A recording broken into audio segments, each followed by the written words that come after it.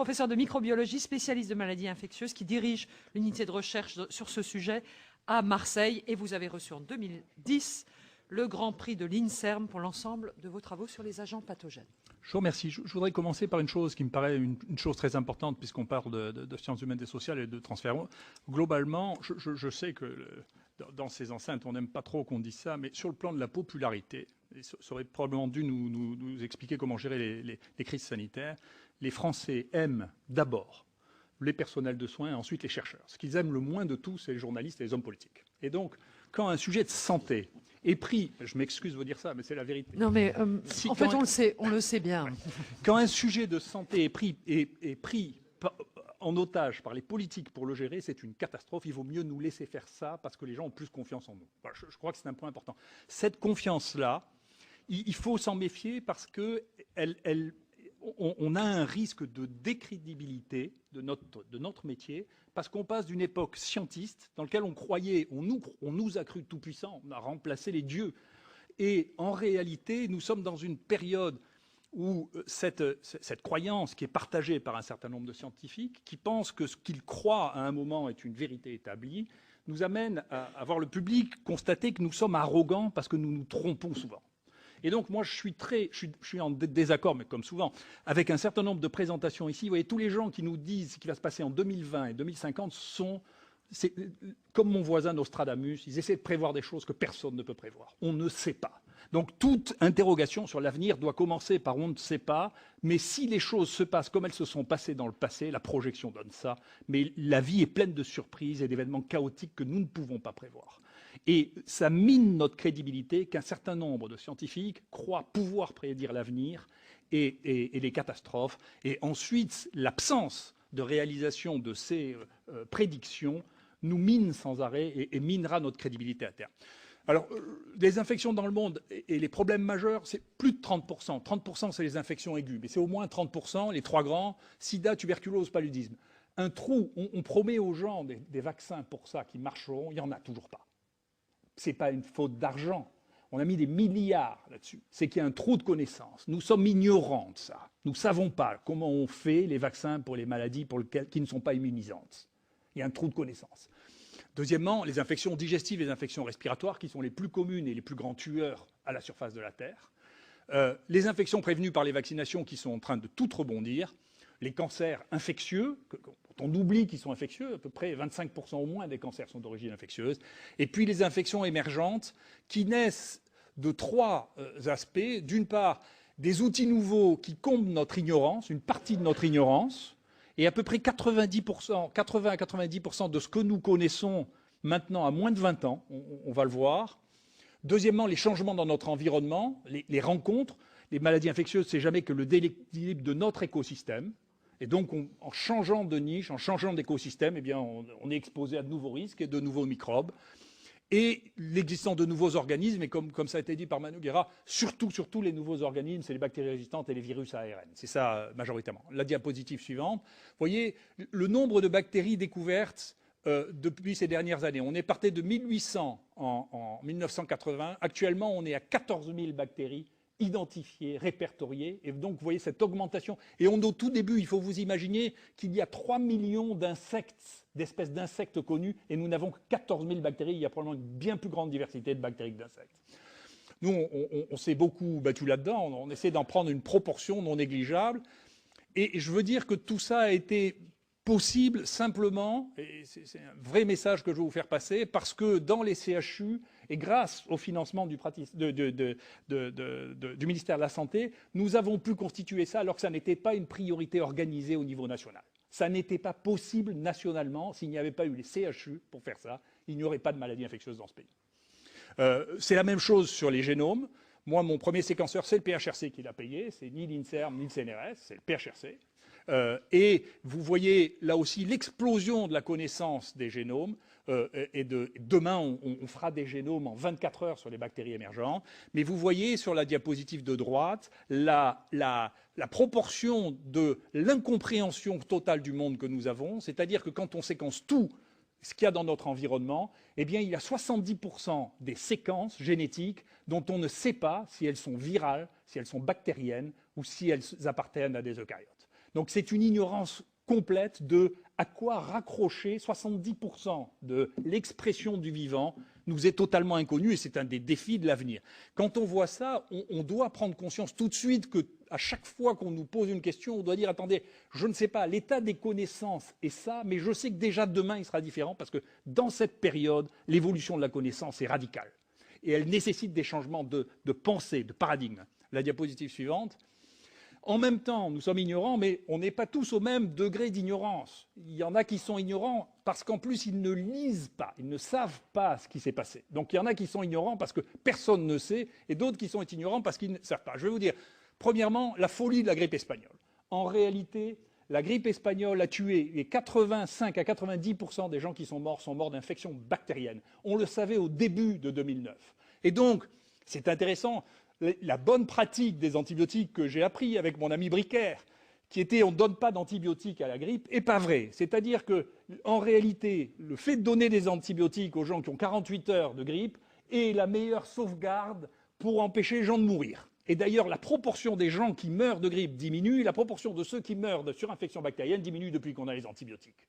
Donc, vous voyez un modèle massif qu'on a tous enseigné, qui est faux, dont on s'est rendu compte par l'analyse, par la connaissance. Vous voyez, donc, il n'y aura plus de grippe espagnole parce qu'on a des antibiotiques et parce que 50% mourraient d'infection à pneumocoque et qu'on a du vaccin pour prévenir le pneumocoque. On le savait, c'était publié par Klugman en 2006. Il écrivait dans un papier du journal Nature, le vaccin anti-pneumococcique protège contre la grippe. C'était écrit, on le savait. Mais c'est un de nos problèmes, c'est que les virologues ne lisent pas la bactériologie, les bactériologistes ne lisent pas la virologie, et que donc si vous mettez grippe, et que vous mettez ça comme mot-clé dans tous les meilleurs journaux du monde pendant 10 ans, il n'y en a pas un sur lequel il y a marqué grippe et pneumocoque, alors que c'est le pneumocoque qui tue dans la grippe. Vous voyez, donc c'est simplement de l'aveuglement. Le deuxième aveuglement, c'est la folie de la grippe aviaire. Attendez, toutes les maladies infectieuses émergentes commencent toujours par les formes les plus graves, et qui sont toujours détectés parce que le personnel de santé est malade. C'est comme ça qu'on les détecte. Quand un personnel de santé meurt de la même maladie qu'un malade qu'il a reçu dans l'hôpital, c'est comme ça qu'on découvre les maladies. Ça ne veut pas dire qu'elles sont plus mortelles. On est en train de voir dans la grippe aviaire, sur laquelle tout le monde fantasme, qu'en réalité, c'est plein de formes asymptomatiques. Il y a des gens qui sont au contact des poules, qui ont des anticorps contre H1N1 et qui n'ont pas fait la maladie. Elle n'est pas plus mortelle que les autres. Quant à l'image du furet, qui est devenu maintenant le grand prédicteur de ce qui va être la transmissibilité, si vous avez déjà vu comment se transmet la grippe entre les humains, c'est-à-dire essentiellement par les mains, si vous expliquez comment le furet peut devenir un modèle de transmission de la grippe, c'est que manifestement, on ne voit pas les mêmes choses. C'est pas vrai. La prédiction par le furet, c'est pas vrai. C'est la prédiction chez le furet. Voilà. C'est ni supérieur ni inférieur à la prédiction qu'on voit chez le truc. La folie du bioterrorisme. J'ai été au milieu. J'ai transformé le rapport qu'on me demandait de faire au ministère de la Santé en quelque chose sur les maladies infectieuses émergentes parce que je ne voulais pas parler simplement d'une crise dont je voyais bien une partie des tenants et des aboutissants, en particulier l'intoxication que nous faisaient les services américains. En réalité, le bioterrorisme microbien, il n'y a eu depuis 40 ans que 2 exemples. Un, c'est l'armée russe qui a développé dans un laboratoire P3 à Ekaterinbourg du charbon et qui a laissé s'envoler un nuage de charbon qui a tué au moins 100 personnes de sa propre population. Elle s'est tirée dans le pied. Deuxièmement, c'est les Américains, dans le laboratoire de Fort Detrick, ont recruté un scientifique qui avait un très lourd passé psychiatrique, qui était fou en pratique, qui travaillait tout seul, qui a militarisé les choses, qui est ressorti de Fort Detrick avec des portes de charbon dans les poches et qui a envoyé ça à des hommes politiques et des journalistes, qui a fait un foin et qui fait que l'ensemble des pays qui travaillent sur les bactéries un peu difficiles sont empoisonnés parce que les Américains ont été incapables de gérer dans leur armée des armes qu'ils mettaient au point eux-mêmes et qui n'ont tué que leur population. Et à partir de ça, on ne peut plus travailler sur la peste, on ne peut plus travailler sur la tularemie, on ne peut plus travailler sur des maladies qui tuent vraiment les hommes, parce que tout ce fantasme a pris toute la société autour du bioterrorisme, qui n'a jamais été que de la très mauvaise gestion des 2 plus grandes armées du monde. Je vous signale d'ailleurs que c'est les mêmes armées qui ont le virus de la variole, qui est la chose la plus dangereuse du monde. Donc ça devrait amener à des réflexions sur la destruction des souches de la variole. Quatrièmement, c'est une chose qui a pendant longtemps inhibé le développement des maladies infectieuses. Moi, je me souviens de Lazare me disant on ne va pas faire les maladies infectieuses à l'INSERM puisqu'il y a l'Institut Pasteur qui s'en occupe. L'Institut Pasteur, entre-temps, est devenu un institut essentiellement concerné par la recherche fondamentale et la recherche, le soin, l'épidémiologie, le diagnostic. Le diagnostic a été vendu à Cerba, l'épidémiologie a petit à petit disparu, le transfert a été vendu à Biorad et l'Institut Pasteur est devenu un institut essentiellement de recherche fondamentale qui se réouvre, c'est très bien, sur les maladies infectieuses, mais il ne faut pas croire que les problèmes du pays vont être gérés par l'image que vous avez de l'Institut Pasteur il y a 50 ans. Parce que j'étais étudiant, c'est plus le même. C'est la recherche fondamentale qui absorbe 90% de l'énergie de l'Institut Pasteur. Ça ne vous fera pas la santé. La santé, c'est les CHU. D'accord ? Il y a une discordance entre observation et chiffres nationaux. Moi, si vous voulez mon avis, la maladie prioritaire émergente dans ce pays, c'est les septicémies nosocomiales. J'ai estimé que ça a tué 12 000 personnes par an. Les Lyonnais avec qui on travaille pensent qu'il y en a 24 000 morts par an. Les Anglais disent qu'il y a 10 000 morts simplement par les septicémies à staphylocoque doré. Je m'excuse, c'est plus important pour l'instant que le SARS. Mais simplement, on ne le regarde pas. Je ne sais pas pourquoi ça n'excite pas les populations de voir qu'on meurt de bactériémie à l'hôpital alors qu'on ne pourrait pas en truc. Il y a des mesures pour pouvoir lutter contre ça qui ont été mises en place sur des sites pilotes aux États-Unis qui permettent de réduire de 30% cette mortalité par des mesures simples. Ça, c'est un élément essentiel. C'est de l'observation, mais c'est sûr que l'observation que nous faisons comparée à l'observation de l'INVS, dans le même temps, l'INVS notait sur la même période qu'il y avait 340 morts. Et nous, on pensait qu'il y avait, rien qu'à Marseille, une surmortalité de 100 personnes. Ça veut dire qu'on ne parle pas de la même chose. Et donc, il y a des moyens d'observation, pas seulement en Afrique, il faut regarder en France de quoi les gens meurent, ce qui est une chose très importante. Enfin, pourquoi ? C'est parce que la veille sanitaire est de nature biostatistique. Ce n'est pas les médecins santé publique qui font la veille sanitaire, c'est la biostatistique. Ça, c'est la leçon du CDC aux États-Unis. C'est fait par des PhD de biostatistique. On manie des chiffres, des données massives. Je vous rappelle simplement qu'en 1976, la maladie des légionnaires a été trouvée parce qu'il y avait une surmortalité des hommes de plus de 50 ans pendant 2 semaines à Philadelphie et que ça a été vu sans qu'un seul médecin ait vu. C'est des statistiques, c'est de la comparaison par rapport à la moyenne statistique. C'est comme ça qu'on découvre les pathogènes émergents. La diapositive suivante. Donc l'État doit s'appuyer sur une base scientifique élargie et rapide pour intégrer les données nouvelles qui se multiplient. Là, on est à l'âge des analyses massives. Tout est répertorié dans les hôpitaux. Il y a maintenant 3 programmes de microbiologie qui circulent dans tous les hôpitaux. Il faut utiliser et avoir des méthodes d'analyse massive. C'est un des points clés de l'avenir. Il faut détecter les événements anormaux. Il faut analyser les signaux.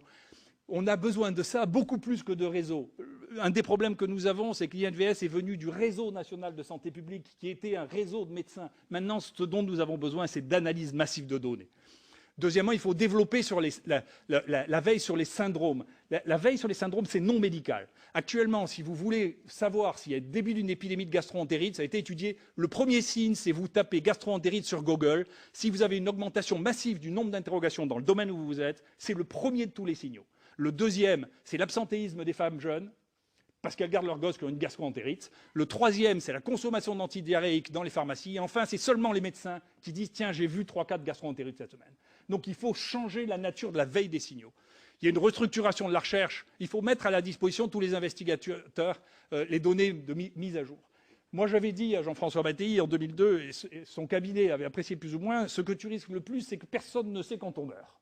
Dans ce pays, ce que je vous disais, vous voyez, en 1976 aux États-Unis, en 2002, il n'y en avait pas le début de tout ça. Et je lui ai écrit, c'est une des recommandations de mon rapport, je ne me souviens plus, la 73. Et vous savez ce qui s'est passé en 2003 ? En 2003, quand il y a eu l'explosion de la canicule, je l'ai appelé en disant « Écoute, tu es sûr qu'il n'y a pas de problème, est-ce que je peux t'aider ?» Je venais de finir ma mission au ministère. Il m'a dit « Non, non, je me suis tourné vers la Direction générale de la santé qui lui a dit « C'est des bêtises, c'est la presse. » Août 2003. C'est-à-dire que les services de l'État étaient incapables. Et à la fin, les statistiques ont été faites par les croque-morts. C'est les croque-morts qui ont dit, écoutez, on est en rupture de cercueil au milieu du mois d'août à Paris. Donc c'est ça l'état de la veille. Et moi, j'ai demandé pour savoir, j'ai une hypothèse que je veux vérifier, je pense que H1N1 a sauvé 2 à 3 000 vies en France. Parce qu'elle a inhibé, pour des raisons absolument incompréhensibles, les autres circulations de la grippe et qu'elle s'est arrêtée en décembre. Je veux vérifier ça. Donc je voudrais avoir les données du pays. Eh bien, pour l'instant, on ne peut pas les avoir. Et pour les avoir, il faut que je paye 30 000 € pour pouvoir savoir qui est mort dans ce pays et où, dans les données qui sont collectées par le pays. Donc vous voyez, l'accès aux données brutes, c'est un des éléments essentiels de la surveillance et il faut les mutualiser. Et enfin, il est nécessaire d'investir dans des nœuds technologiques multiples de type IHU, mais pas qu'à Marseille. La diapositive suivante. Il faut amener la diapositive suivante. Ah, c'est parti. Et enfin, on a une désorganisation, un centralisme et un isolement. Avoir créé l'INVS à Saint-Maurice sans microbiologie, sans malades, sans recherche et sans universitaires, c'est une faute. Il faudra bien à un moment réfléchir, il faut mettre les gens ensemble. Sinon, on crée des cultures qui sont non seulement séparées, mais qui deviennent antagonistes. Les uns et les autres se sentent en compétition, se disputent, ne pensent plus pareil. Ce n'est pas la peine de faire des réunions si les instituts sont complètement isolés. Il faut les regrouper, il faut faire des nœuds dans lesquels on met les gens ensemble et qui travaillent ensemble. On a détruit la recherche en maladie tropicale et des voyages, c'est quelque chose qui avait plus de 100 ans. L'armée, d'un coup, a décidé, ce qui était la plus grande source de médecins de médecine tropicale, a décidé de tout déplacer à Brittany. Et donc, on fait maintenant la médecine tropicale et des voyages à Brittany. Et à peu près tous les gens qui étaient responsables de ça, je regrette beaucoup parce que j'avais beaucoup aidé à la formation scientifique avec un accord avec l'armée, ont tous démissionné. On a détruit la base de ça. Les centres nationaux de référence se reproduisent à l'infini sans jamais faire face. Est-ce qu'en France, on a besoin d'un centre national de référence spécialiste de la peste, du charbon ou de la rage? Enfin, ou est-ce qu'il faut avoir des centres de connaissances? Ça n'a pas de sens par rapport à des priorités de santé publique. Les comités, je m'excuse de dire ça, vous voyez, vous me faites venir à Paris pour parler 5 minutes, mais faites perdre plus d'une journée pour ça. Donc je le ferai une fois, je ne vais pas faire que ça, parce que je dois travailler de temps en temps. Donc les comités sont surtout composés d'oisifs ou de Parisiens. Parfois les deux. Pour des raisons mécaniques. Je m'excuse, ce pays pourrait aussi un peu se moderniser et commencer à faire des vidéoconférences qui ne nous obligent pas à perdre une journée pour venir discuter avec pendant une demi-heure. Il faut un peu se moderniser, tout ne peut pas se passer dans une salle de réunion au ministère. Donc ça, aux États-Unis, on fait ça depuis longtemps, je m'excuse, mais enfin n'importe qui avec un ordinateur est capable de faire une visioconférence, il faut s'arrêter de nous faire venir pour rien. Voilà. Pour passer une journée et demie, sinon vous n'aurez pas, enfin vous aurez les experts que vous aurez, mais en tout cas vous n'aurez pas ceux qui travaillent, voilà, parce qu'ils n'ont pas le temps. Les institutions ont des lobbying majeurs qui souvent n'ont rien à voir avec leur finalité. Moi je peux vous dire que quand j'étais au ministère, les seules structures d'urgence qui existent dans ce pays pour le soin, ce sont les CHU, il n'y en a pas d'autres. Parce que c'est là qu'il y a du monde, c'est là qu'il y a des techniciens, c'est là qu'il y a des gardes, et c'est là qu'on a l'habitude de faire les choses. Moi, j'étais au ministère, quand j'étais au ministère de la Santé, la dame qui était en charge de ça voulait que tous les centres de réception de risques suspects soient au contraire extérieurs au CHU, y compris chez les gens qui n'avaient jamais organisé de cadre. Donc je pense qu'il faudra arriver à créer des pôles, des infectiopôles, regroupant de façon transversale, et pas qu'à Marseille, j'avais proposé qu'il y en ait 7, y compris à Paris d'ailleurs, hein, qui a bien le droit d'avoir une organisation pour les maladies infectieuses. Vous avez vu jusqu'à quel point je suis bienveillant. Et que le pays soit maillé de nœuds dans lesquels il y ait des docteurs, des épidémiologistes, des scientifiques et de la technologie pour que nous ne devions pas un pays de deuxième zone dans la lutte contre les maladies infectieuses.